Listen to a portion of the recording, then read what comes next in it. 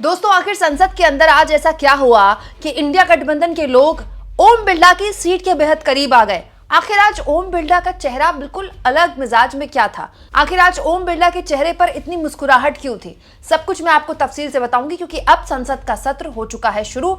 Budget पेश होने के बाद आज पहला दिन था जिस पर जबरदस्त तरीके से ओम बिरला के आते ही विपक्ष के और खास तौर पर इंडिया गठबंधन के नेताओं ने, चाहे वो समाजवादी पार्टी के हो चाहे कांग्रेस पार्टी के हो, उन्होंने हंगामा शुरू किया। हंगामा इतना हो गया कि ओम बिरला को भी लोगों से अपील करनी पड़ गई, विपक्ष के सांसदों से अपील करनी पड़ गई कि कम से कम प्रश्नकाल तो चलने दीजिए। उसके बाद क्या हुआ देखिए। सभासदों, माननीय अध्यक्ष जी,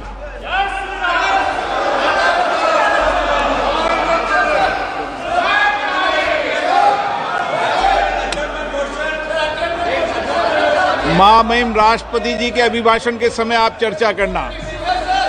प्रश्न संख्या 1 श्री जी लक्ष्मी नारायण।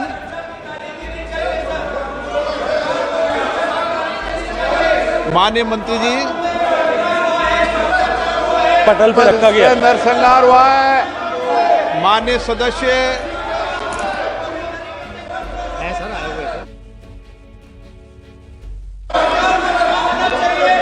दोबारा बुला लीजिए नाम श्री जी लक्ष्मी नारायण। माननीय सदस्यगण, एक मिनट प्लीज। माननीय सदस्यगण, महामहिम राष्ट्रपति जी ने कुंभ के बारे में भी चर्चा की है, इसलिए आप जब महामहिम राष्ट्रपति जी के अभिभाषण के अंदर जब अपने विषय को रखें तो वो विषय भी आप रख सकते हैं।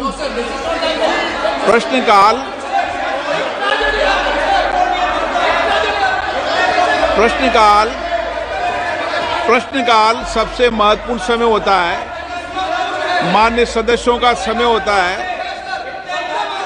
और बहुत प्रयास करने के बाद माननीय सदस्यों का प्रश्न आता है, सरकार की जवाबदेही तय होती है। इस महत्वपूर्ण विषय पर कई बार चर्चा हो चुकी है और मैं आपसे कई बार आग्रह कर चुका हूं, माननीय सदस्यगण कम से कम एक व्यवस्था बना लें। दोस्तों, दरअसल कांग्रेस और समाजवादी पार्टी जो दो सबसे बड़े दल है लोकसभा के अंदर, कांग्रेस दूसरा सबसे बड़ा दल है लोकसभा में, तीसरा समाजवादी पार्टी, दोनों पार्टियां एकजुट हैं। प्रयागराज में महाकुंभ पे जो भी आंकड़े छुपा रही है सरकार, जो भी बदइंतजामी की गई सरकार द्वारा, इस पर सनातन विरोधी सरकार के नारे लगाए इंडिया गठबंधन के नेताओं ने। तो ओम बिरला ने उनको समझाया कि प्रश्नकाल तो कम से कम आप चलने दीजिए, प्रश्नकाल में हंगामा मत कीजिए।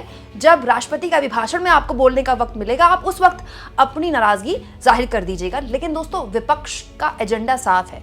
विपक्ष चाहता है कि संसद की कार्रवाई अगर चलती है तो चलने रहने दे, लेकिन वो हर लिहाज से अपना विरोध दर्ज कराए, क्योंकि महाकुंभ में भगदड़ को लेकर अभी भी लोग हैं जो अपने परिवार वालों की फोटो ले लेकर घूम रहे हैं महाकुंभ में कि आपने इनको देखा। अभी भी लोग हैं दोस्तों जो शवगृह के बाहर लाइनों में लगे हुए हैं, इस उम्मीद से कि कम से कम उनके परिवार वालों के शव तो उनको मिल जाएं। लगातार आरोप ये भी लग रहे हैं कि मरने वालों की संख्या बुरी तरह से योगी सरकार छुपा रही है। इसके बाद हालत ये हो गई कि संसद में ओम बिरला की जो चेयर है उसके बिल्कुल करीब आ गए इंडिया गठबंधन के नेता, क्योंकि दोस्तों जब हंगामा होता है तो जिस साइड हंगामा होता है उस साइड का माइक ऑफ कर दिया जाता है, तो हंगामे की जो आवाज है वो दर्शक तक पहुंच नहीं पाती। दर्शक मतलब जनता जो संसद टीवी के जरिए देख रही है। तो इसीलिए ओम बिरला के चेयर के करीब इंडिया गठबंधन के नेता आए, ताकि ओम बिरला के माइक से उस विरोध की आवाज देश तक पहुंच जाए और एक मैसेज चला जाए कि कम से कम विरोध कर रहे हैं विपक्ष के नेता। देखिए इस वीडियो को गौर से, कैसे वेल के पास आने की कोशिश करते हैं तमाम इंडिया गठबंधन के नेता। चलिए, मैं माननीय सदस्य को बताना चाहता हूं, अध्यक्ष महोदय, कि माननीय प्रधानमंत्री जी के नेतृत्व में भारत सरकार किसानों के हितों की रक्षा के लिए पूर्ण तरीके से प्रतिबद्ध है और 2014 से अब तक सरकार ने किसानों के हित की रक्षा के लिए तमाम प्रयास किया है। अगर आप देखें 2014 में जहां कृषि बजट 21,933 करोड़ हुआ करता था, वहीं पे 25-26 में 1,71,437 करोड़ रुपया हुआ। और वहीं पर देखें, अगर जहाँ कर्जमाफी बात करते हैं, किसान सम्मान निधि के माध्यम से अगर देखें तो 10 सालों में 3.46 लाख करोड़ रुपए का लोगों सहायता प्रदान की गई है। वहीं पे उर्वरक की सब्सिडी हम दे रहे हैं, उन्नत बीजों के विकास की हम व्यवस्था कर रहे हैं। वहीं पर देखें तो ऑर्गेनिक खेती के लिए हम प्रयास कर रहे हैं, नए यूरिया के लिए ड्रोन टेक्नोलॉजी का उपयोग भी कर रहे हैं, भंडारण की सुविधा में भी वृद्धि दे रहे हैं, कृषि अवसंरचना का विकास आदि के माध्यम से तमाम प्रयास किए जा रहे हैं। माननीय मंत्री जी अगर देखें अध्यक्ष जी तो एमएसपी में लगातार बढ़ोतरी हो रही है और एमएसपी में बढ़ोतरी व्यर्थ नहीं हो रही है बल्कि ज़्यादा से ज़्यादा खरीदारी भी हो रही है। 25-26 के अगर बजट स्पीच में माननीय वित्त मंत्री जी ने जो इस बात को पुनः रेखांकित किया है कि भारतीय अर्थव्यवस्था की प्राथमिकताओं में कृषि प्रमुख होगा। बजट 25-26 में अन्य कृषि योजनाओं के साथ साथ पीएम धन योजना के माध्यम से कम उत्पादन वाले 100 जिलों को फोकस में रखा जाएगा, जिसमें 1.7 करोड़ किसान लाभान्वित होंगे। इस प्रकार हमारी सरकार कृषि की लागत कम करने से लेकर उत्पादन उचित मूल्य दिलाने के लिए सभी सार्थक प्रयास कर रही है। मेरा दूसरा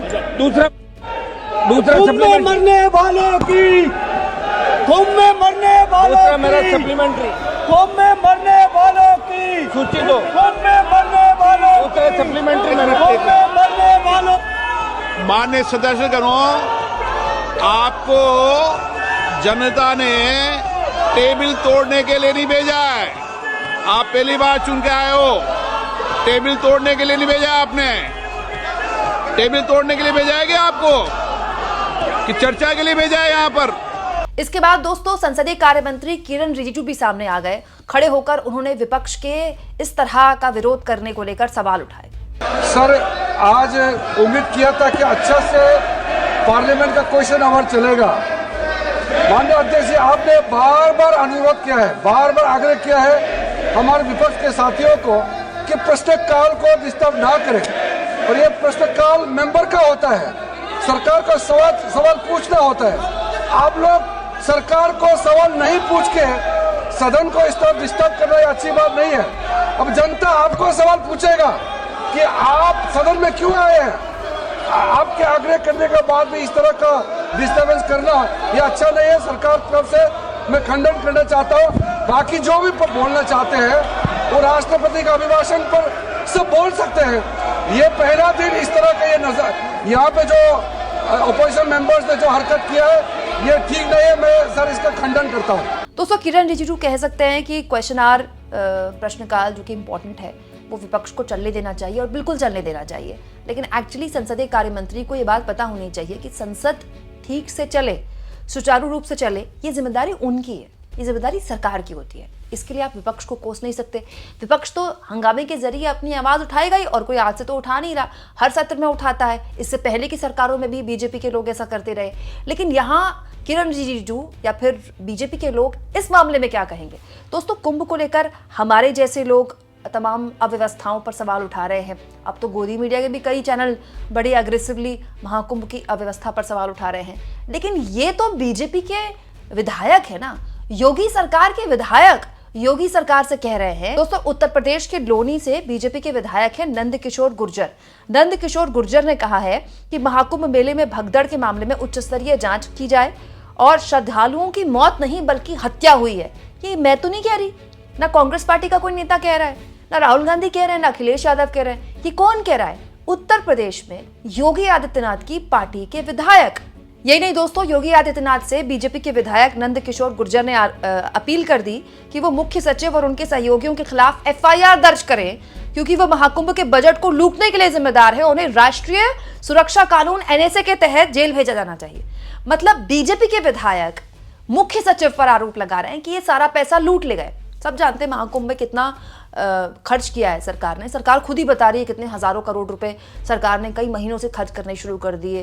तो अब तो बीजेपी के विधायक कह रहे हैं कि हालत ये है कि चीफ सेक्रेटरी को जेल जाना चाहिए, उन पर एनएसए लगना चाहिए क्योंकि वो सारा पैसा खा गए। तो ये इस तरह की चीजें हैं दोस्तों, जिससे सरकार है बैकफुट में। उत्तर प्रदेश की डबल इंजन की सरकार, और डबल इंजन की सरकार ये बात जानती है कि महाकुंभ में जब भी बहस होगी, होनी तो है, राष्ट्रपति के भी भाषण में जब अखिलेश यादव बोलेंगे तो छोड़ेंगे तो नहीं सरकार से, तो उसका जवाब सरकार के पास नहीं होगा। गोदी मीडिया को तो आप मैनेज कर सकते हैं, लेकिन संसद में विपक्ष के नेताओं को कैसे मैनेज कीजिएगा? ज्यादा से ज्यादा ये हो सकता है कि कैमरा उनकी तरफ से हटाकर ओम बिरला की तरफ लगा दे, उनका माइक बंद कर दे। लेकिन संसद में अगर अखिलेश यादव, राहुल गांधी, कांग्रेस पार्टी और समाजवादी पार्टी के नेता महाकुंभ में सरकार से सवाल पूछेंगे तो फिर सरकार क्या करेगी? क्योंकि अब इंडिया गठबंधन ये आरोप लगा रहा है, ये सनातन विरोधी सरकार है, हिंदुओं के खिलाफ काम करने वाली सरकार है। हालांकि दोस्तों अच्छी बात यह है, पॉजिटिव बात यह है कि हंगामा भी हो रहा है और क्वेश्चन आवर भी चल रहा है। इस वक्त जब मैं वीडियो रिकॉर्ड कर रही हूँ तो क्वेश्चन आवर को चलते हुए ऑलमोस्ट 20 मिनट से ऊपर का वक्त हो गया है। मतलब सवाल पूछने वाले सवाल भी पूछ रहे हैं और विपक्ष अपनी मौजूदगी भी दर्ज करा रहा है। ये एक आइडल स्टेट है, क्योंकि पिछले सत्र में हमने देखा था 1-2 मिनट के अंदर संसद की कार्रवाई स्थगित कर दी जाती थी। मतलब विपक्ष वाले कहते थे अब तो हमने हंगामा करना शुरू भी नहीं किया और ओम बिरला आते थे और संसद की कार्रवाई स्थगित कर दिया करते थे। मैंने आपको इसको लेकर कई वीडियोस भी दिखाई है, लेकिन कम से कम अब काम भी हो रहा है, तो विपक्ष पर यह आरोप भी नहीं लग सकता कि विपक्ष कामकाज नहीं होने दे रहा है और विपक्ष अपना विरोध भी दर्ज करा रहा है।